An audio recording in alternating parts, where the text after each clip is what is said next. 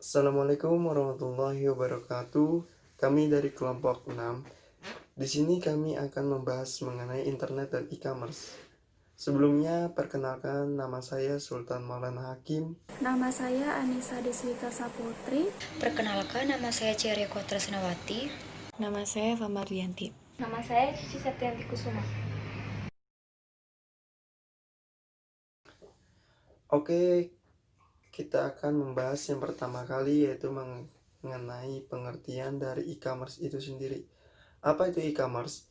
E-commerce adalah suatu proses berbisnis dengan memakai teknologi elektronik yang menghubungkan antara perusahaan, konsumen, dan masyarakat dalam bentuk transaksi elektronik, yaitu dengan serangkaian pertukaran, penjualan barang, dan informasi secara elektronik. Yang kedua yaitu kita akan membahas mengenai orientasi dari e-commerce. Terdiri dari 5. Yang pertama yaitu pembelian online. Yang kedua komunikasi digital. Yang ketiga penyesuaian jasa. Yang keempat proses bisnis. Dan yang kelima yaitu market of one. Jenis-jenis transaksi e-commerce salah satunya yaitu business to business. Yang kedua yaitu business to consumer. Yang ketiga yaitu consumer to consumer. Sejarah perkembangan e-commerce. E-commerce pertama kali diperkenalkan pada tahun 1994 pada saat pertama kali banner elektronik dipakai untuk tujuan promosi dan periklanan di suatu halaman. Menurut riset Forest, perdagangan elektronik menghasilkan penjualan seharga 12,2 miliar pada 2003. Menurut laporan yang lain, pada bulan Oktober 2006 yang lalu, pendapatan retail online yang bersifat non-travel di Amerika Serikat diramalkan akan mencapai 1,4 triliun US dollar pada tahun 2011. Istilah perdagangan elektronik telah berubah sejalan dengan waktu.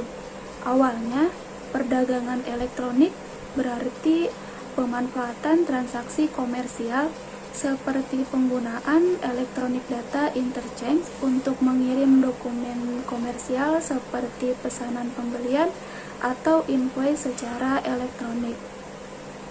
Kemudian, dia berkembang menjadi suatu aktivitas yang mempunyai istilah yang lebih tepat, yaitu perdagangan web.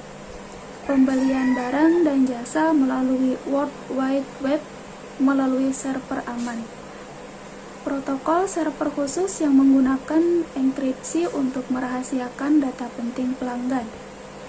Pada awalnya, ketika web mulai terkenal di masyarakat, pada tahun 1994, banyak jurnalis memperkirakan bahwa e-commerce akan menjadi sebuah sektor ekonomi baru. Namun, baru sekitar 4 tahun kemudian protokol aman seperti HTTPS memasuki tahap matang dan banyak digunakan. Antara 1998 dan 2000, banyak bisnis di Amerika Serikat dan Eropa mengembangkan situs web perdagangan ini. Perkembangan e-commerce di Indonesia sendiri telah ada sejak tahun 1996 dengan berdirinya di Viacom Intrabumi sebagai perintis transaksi online. Wahana transaksi berupa mall online yang disebut di mall ini telah menampung sekitar 33 toko online. Produk yang dijual bermacam-macam mulai dari makanan, aksesoris, pakaian, produk perkantoran sampai furniture. Sebagai commerce service provider pertama di Indonesia, CommerceNet di Indonesia menawarkan kemudahan dan melakukan jual beli di internet. Dalam dunia e-commerce terdapat kelebihan dan kekurangan.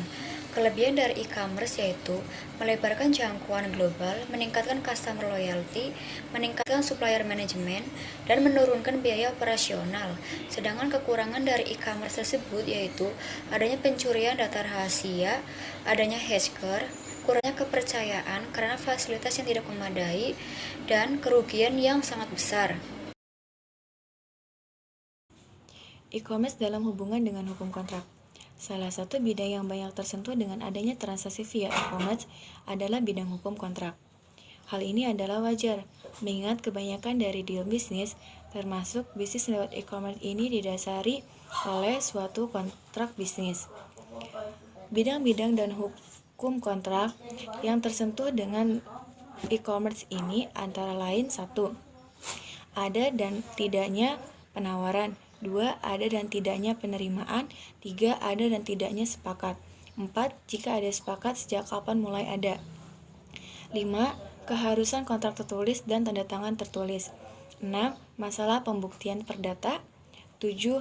Bagaimana mengetahui para pihak dan kecakapan berbuat para pihak. 8. Perumusan kembali wan prestasi. 8. Perumusan kembali masalah wan prestasi. 9. Perumusan kembali masalah force measures. 10. Ganti rugi yang bagaimana yang cocok untuk kontrak e-commerce. 11. Masalah kontrak berat sebelah dan kontrak baku. Masalah-masalah tersebut sebenarnya merupakan ruang lingkup hukum kontrak. Mestilah terdapat peraturannya dalam suatu perundang-undangan yang berlaku. Hukum yang berwenang dan pengadilan yang berwenang. Seringkali proses e-commerce ini melibatkan para pihak dari negara yang berbeda, sehingga dapat menimbulkan masalah adalah hukum mana yang berlaku di antara kedua negara tersebut. Jika ada persengketaan dan pengadilan, mana yang berwenang. Hal ini penting diketahui mengingat tentang e-commerce ini. Hukum negara yang satu berbeda dengan negara yang lain. Yang jelas, setiap tindakan yang membawa akibat hukum seperti kegiatan dalam hubungan e-commerce ini haruslah ada hukum yang mengaturnya. Dalam kegiatan hukum ini mana yang berlaku? Berlakulah prinsip-prinsip hukum sebagai berikut. 1. Jika ada pihak melakukan pilihan hukum, choice of law, dan atau pengadilan yang berwenang dalam kontraknya, maka hukum pengadilan yang dipilih tersebut yang berlaku. 2. Jika terhadap bidang e-commerce sudah terdapat perjanjian internasional dan di negara yang bersangkutan berlaku perjanjian internasional, maka perjanjian internasional tersebut dianggap harus berlaku. 3. Jika tidak ada pilihan hukum atau pengadilan dan perjanjian, maka berlakulah prinsip-prinsip perdata hukum internasional dari kedua negara tersebut. Persentuhan dengan hukum bidang lain. Meskipun peraturan undang-undang yang jelas termasuk dalam ruang lingkup hukum bisnis, tetapi e-commerce banyak bersinggungan dengan cabang hukum lain. Cabang hukum lain contohnya 1.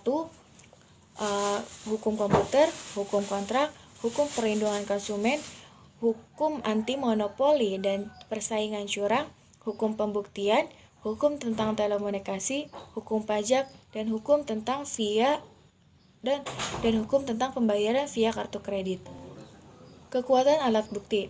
Salah satu yang sangat menjadi masalah tentang e-commerce adalah bahwa proses e-commerce belum dapat diakui secara konvensional, yang diakui oleh hukum pembuktian perdata seperti yang diatur oleh KUH Perdata dan Undang-Undang Hukum Acara Perdata maupun pembuktian pidana dalam Kitab Undang-Undang Acara Pidana atau KUHAP. Beberapa prinsip hukum yang bersentuhan dengan e-commerce dan mestinya diakui oleh sektor hukum pembuktian sebagai berikut. 1. Semua informasi elektronik dalam bentuk elektronik mestinya memiliki kekuatan hukum, sehingga mempunyai kekuatan pembuktian. Dengan demikian, data elektronik mestinya mempunyai kekuatan pembuktian yang sama dokumen kertas. 2.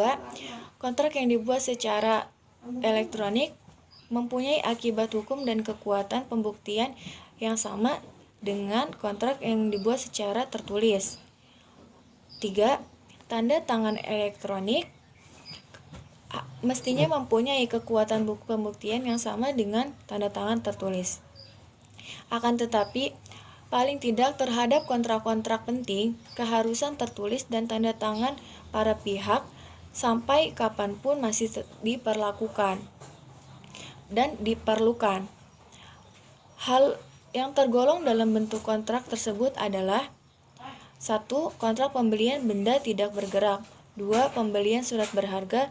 3. Hibah. 4. Wasiat. 5. Surat kuasa. 6. Dokumen kepemilikan. 7. Jaminan hutang. Dan 8. Kontrak dalam hubungan dengan hukum keluarga. Di sini saya akan menjelaskan tentang transfer dana secara elektronik dan juga internet pirasi. Transfer dana secara elektronik merupakan transfer dana di mana satu atau lebih bagian dalam transfer dana yang sebelumnya menggunakan warkat kemudian diganti sedikit demi sedikit menjadi elektronik. Warkat merupakan alat pembayaran non-tunai seperti cek, biliet giro, wesel bank, nota debit, dan juga nota kredit. Dan yang termasuk dalam pembayaran elektronik merupakan kartu kredit, kartu debit, dan juga e-money. Dalam internet dan juga e-commerce terdapat resiko yaitu internet pirasi atau biasa disebut dengan pembajakan, yaitu penggunaan hak milik intelektual milik pihak lain yang digunakan secara pribadi tanpa izin dan melanggar hukum. Sekian penyampaian materi dari kami kelompok 6. Semoga bermanfaat bagi teman-teman semua. Wassalamualaikum warahmatullahi wabarakatuh.